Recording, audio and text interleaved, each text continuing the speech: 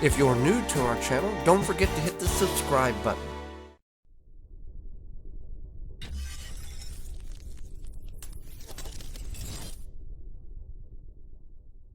Welcome to First Garden, New Gardener. I'm Joy Baird.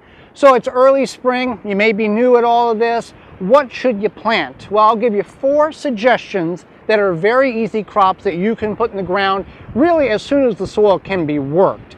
Peas, whether they're snap peas or shelling peas or snow peas, you can put them in the ground when the soil temperature at root zone is a minimum of 40 degrees. How do you know such a thing?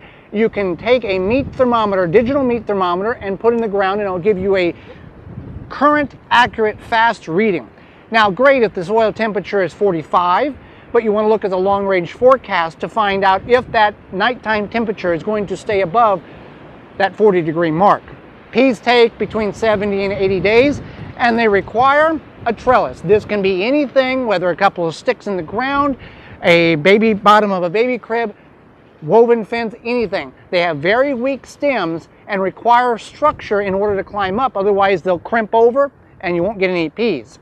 Radishes, another quick crop that can take anywhere from 21 to 35 days based on your variety, and they can come in a multitude of different colors, from black to purple to red to blue and shades in between.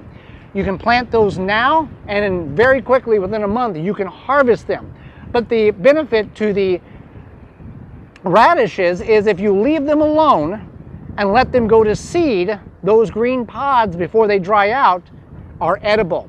2 more that are very easy to grow is beets, whether they're red beets, white beets, golden beets, Chiaga beets. Those are beets that when you slice them over, they have stripes inside of them.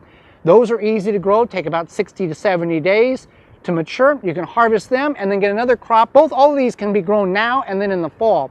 And finally, leaf lettuce, or small butter crunch head lettuce. Takes about 40 to 60 days. You can throw spinach in there in that category as well.